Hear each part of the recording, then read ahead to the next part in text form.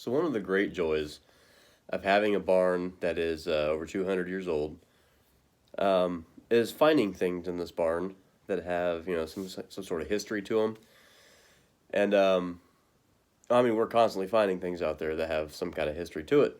Um, this newest one is this very fragile, very old book from 1922. And I mean, it actually says in here 1922. Try to be very careful with it. 1922. I was initially kind of disturbed when I saw the title of this book, because I immediately thought, okay, well, it's racist. And then I read it, and it's got a really beautiful message in here that I wanted to share with you guys, because this lesson from 1922, to me, is still, a very important message today. There is no real author. It says adapted by N. Moore Banta, a Flanagan Company in Chicago, Illinois. So, I will read this to you because I want this book's lesson to, shine some light. So, once upon a time, a man had 3 sons, the youngest of whom had a rather hard time of it. His brothers nicknamed him Dumbling. These older brothers considered themselves very wise. As Dumbling was much younger than they, his opinions were never considered of any value. Everybody used to mock Dumbling and make fun of him on account of his nickname. They look like snots. We all know somebody like that. The eldest son, who was a woodcutter, was often sent by his father to cut wood in the forest. Before he left home, his mother would prepare a delicious lunch of sandwiches, cake, a bottle of cream, and otherwise toothsome joys to take with him to eat while he was at work. One day, just as he entered the forest, he met a little brown man who bade him good morning. Then the little brown man said, "Please give me a little piece of cake out of your basket and a drink out of your bottle, for I am very hungry and thirsty." But the youth, who was considered very clever, replied, "What? Give you my cake and my cream? Why, if I did, I should have none for myself. No, indeed, so take yourself off." The little brown man went away, and the young man began cutting down a tree. Presently, he made a false stroke. The axe slipped and bruised his leg so badly that he was obliged to go home and have it bound up. Now this false stroke was caused by the little brown man. The next day, the second son went into the forest to cut wood. His mother gave him also a delicious lunch to take with him. As he entered the wood, the same little brown man met him and begged for something to eat and drink. But the second son answered rudely, "Not a morsel, so be off." Then he left the little brown man standing in the road, and he walked on. His punishment soon came. He had scarcely given 2 strokes on a tree with his axe when he hit his foot a terrible blow. He was obliged to limp home at once in great pain. Then Dumbling, whom nobody really cared for, went to his father and said, "Let me go for once and cut wood in the forest." But his father said, "No, your brothers have been hurt badly. It would be worse for you who don't understand woodcutting." The boy, however, begged so hard to be allowed to go that his father said, "There, get along with you. You will buy your experience very dearly, I expect." Oh, these pages are so brittle. His mother gave him a poor lunch to take with him. She gave him a cake, which had been made with water and baked in the ashes, and a bottle of sour milk. When he reached the wood, the very same little brown man met him, and after greeting him kindly, said, "Please give me a little of your cake and a drop of milk from your bottle, for I am very hungry and thirsty." "Oh," replied Dumbling, "I have only a cake which has been baked in the ashes and some sour milk. However, you are welcome to share of it. Let us sit down and eat and drink together." So they seated themselves, and lo and behold, when the youth opened his basket, the cake had been turned into a beautiful pound cake. The sour milk had been turned into fine, rich cream. The basket was filled with many delicious things to eat. After they had eaten and drunk enough, the little old man said, because you have been kind-hearted and shared your dinner with me, I will make you in the future lucky in all you undertake. There stands an old tree. Cut it down, and you will find something good at the root." Then the little brown man said farewell and left him. There they are. Give a little face to the name there. Dummling set to work, and very soon succeeded in felling the tree. What was his surprise to find sitting at the root a goose whose feathers were pure gold. He picked the goose up and held it closely under his arm. Instead of going home with it, he carried it to an inn at a little distance, where he intended to pass the night. The landlord had 3 daughters who looked at the goose with envious eyes. They had never seen such a wonderful bird. They longed to have at least one of the feathers. "Ah," thought the eldest, "I shall soon have an opportunity to pluck one of them." I don't really do too many female voices, as you can tell. An opportunity to pluck a feather soon happened, for Dummling quickly left the room. "Now is the time," said the eldest daughter to herself. She instantly went up to the bird and took a hold of its wing. What a strange thing happened. She could not take her hand away. Her thumb and finger struck fast. However, much she tried, she could not take them away. Goose. Talk to me, Goose. In a short time after, the second sister came in. She came in to get a golden feather too. She took a hold of her sister to pull her away from the bird. Then another strange thing happened. The second sister struck fast to the first sister's dress. Then neither one of them could free themselves. At last in came the third sister with the intention of getting a gold feather. "Keep away! Keep away!" screamed the other two. "Do not touch us! Keep away!" But she could not imagine why she should keep away. If they were near the golden bird, then why should she not be there? So she made a spring forward and touched her second sister. Ha ha, what a mistake she made. She should have obeyed and just kept away. Immediately, also, she was made a prisoner. In this position, all 3 of the sisters were obliged to remain by the goose all night. In the morning, the young man came in, took the goose under his arm, and went away. The 3 girls were obliged to follow close behind him. He pretended he did not notice them. As he walked quickly, they were obliged to run, one behind the other. They had to run left or right of him just as he happened to change the goose from one arm to the other. In the middle of a field, they were met by the parson of the church, who looked with wonder at the procession as it came near him. "Young ladies," cried he, "what are you about running after a young man in that way through the fields? Go home, all of you!"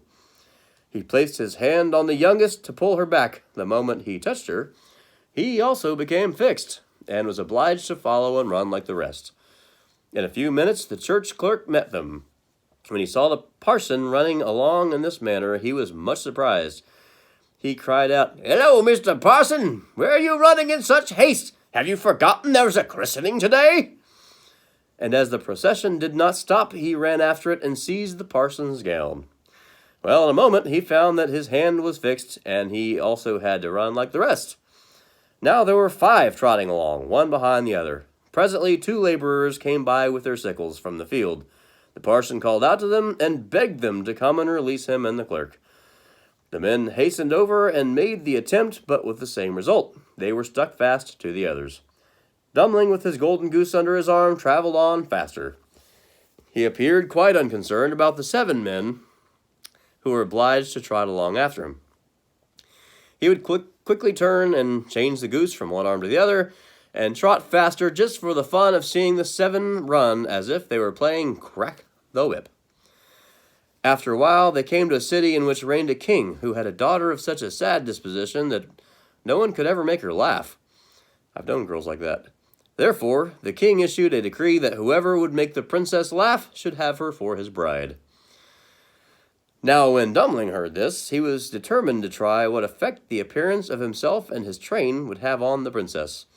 So he ran before her, and the whole 7 trotted after him. He changed the goose from one arm to the other and turned around quickly. The 7 ran around rapidly as if they were playing crack the whip. The sight was so funny that the moment the princess saw it, she burst into a great fit of laughter. She kept on laughing till they thought she would just never leave off. After this, Dummling went to the king and demanded his daughter in marriage according to the king's decree. The king did not quite like to have this common man for a son-in-law, so he said to Dummling, "Look out of the window towards the river.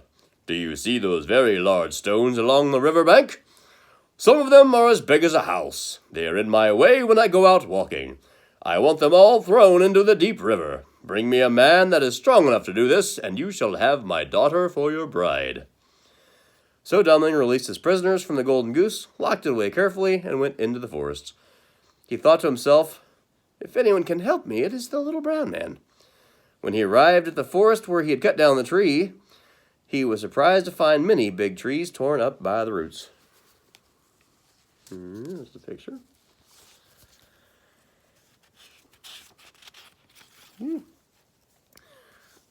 "There must have been a great storm here," he said. "It was a lucky thing that I left when I did. I should not enjoy having one of those trees fall on me." He walked on till he came to the very spot where he had cut down the tree. There sat a very large man on a big log. He sat there as if he were resting. "Good morning, sir," said Dummling.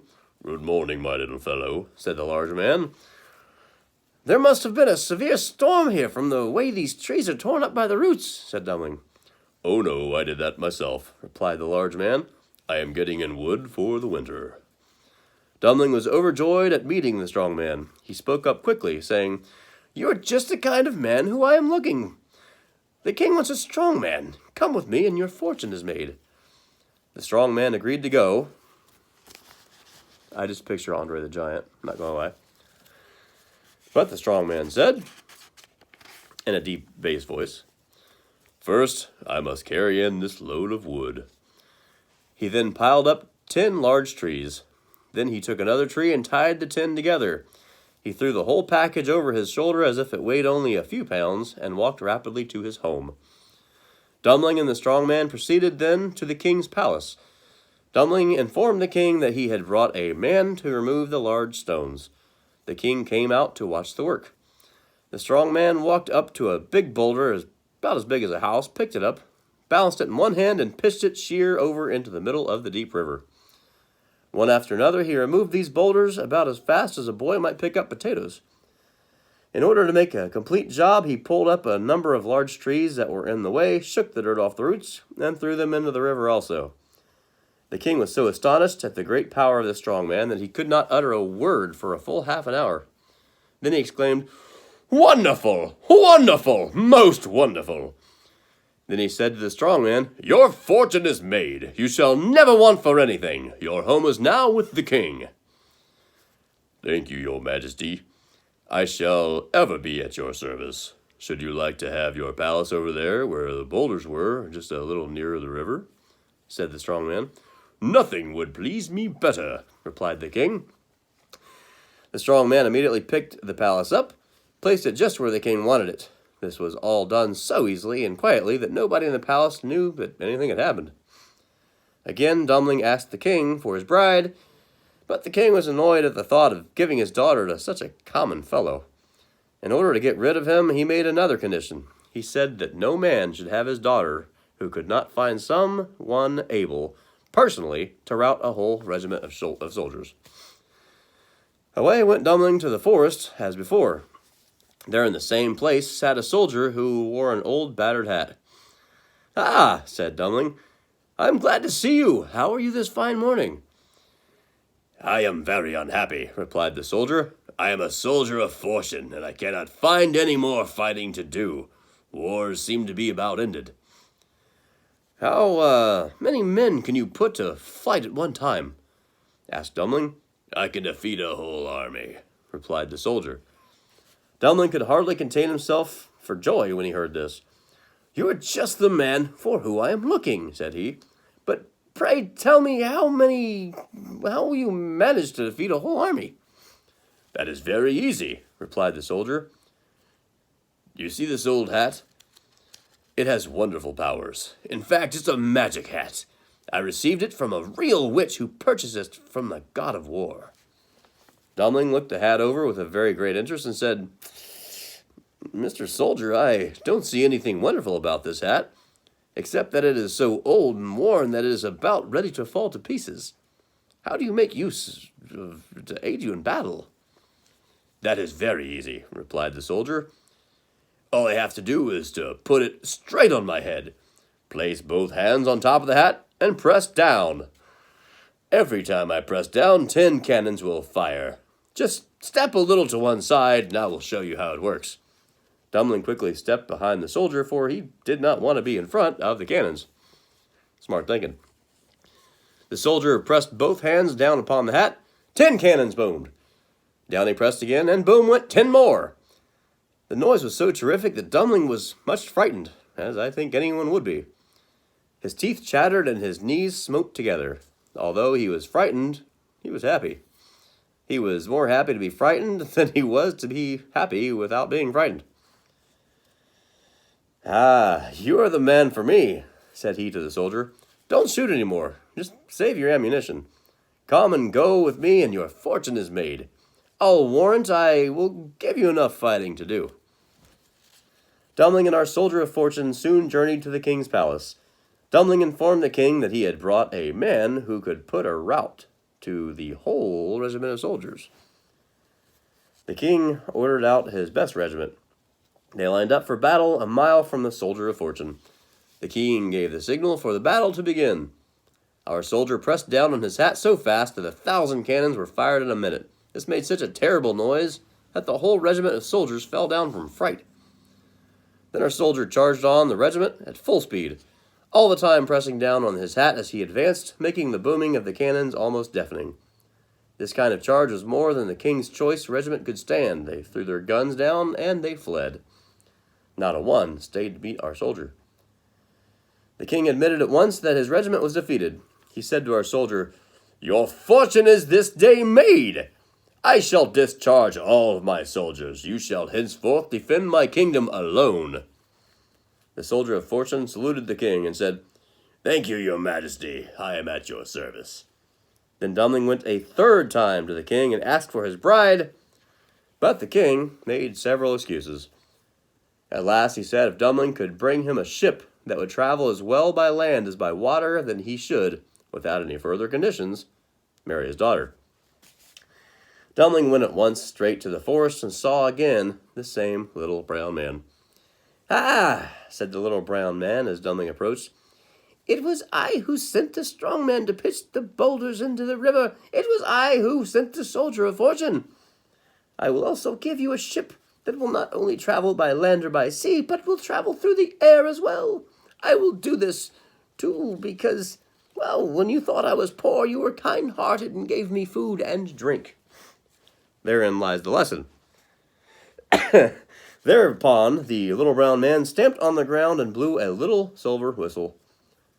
Dummling heard the booming of cannons. The ground opened, and out came the soldier of fortune, followed by the strong man. And what do you think the strong man was carrying? He carried on his back a large, beautiful ship. Said the little brown man, Here is the ship that will not only travel over land or water, but will sail through the air." Then he said to the strong man, "Break down that big oak tree. You will find it hollow at the root." Immediately the strong man broke down the big oak tree as if it were a weed. And what do you think they found in the hollow at the root? There were 57 suits of the most beautiful clothes any prince ever wore. They were all just the right size for Dummling. They were all made of velvet and trimmed with gold lace. There were red suits, green suits, blue suits, brown suits, and white suits. There were 57 beautiful hats with gold plumes. 57 pairs of shoes of the finest leather colored to match the suits. 57 neckties of the choicest silk. He's pretty. There were 57 of each article of clothing that a handsome young man would most like to wear. There was a beautiful and costly watch that would strike the hours. There were gold and diamond stick pins and gold and diamond rings. "You are soon to wed the princess," said the little brown man to Dummling. "You will then be a prince, and you must have beautiful clothes. These clothes and jewels are all yours." Dumpling was so surprised that he could hardly speak at first. Finally, he took the little brown man in his arms and wept for joy, and thanked him 1,000,000 times. Then Dumpling dressed in one of his most beautiful suits. How fine and how handsome he did look! All the other clothes were immediately into the ship. Now we shall go see the king. I will show you how to run this ship, said the little brown man. All aboard, and we shall be off at once. The little brown man, the strong man, the soldier of fortune, and Dumpling all boarded the ship in a twinkling. Now, said the little brown man, here are 3 buttons, 1 red, 1 white, and 1 blue. When you want the sail on the ground, press the red button. When through the air, press the white one. When on the water, press the blue one. So saying, he pressed the white button, and the ship arose and sailed through the air like a great bird. They flew in the direction of the king's palace.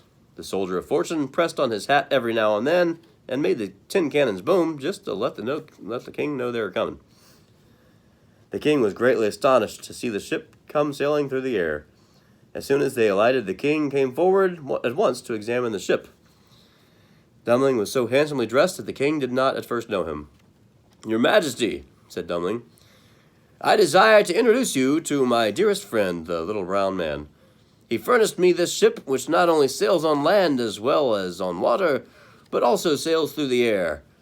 He helped me find the strong man and the soldier of fortune. The king was so pleased, he put his arms round Dumpling and called him his son. The king said, The wedding shall take place tomorrow. And such a grand wedding it was.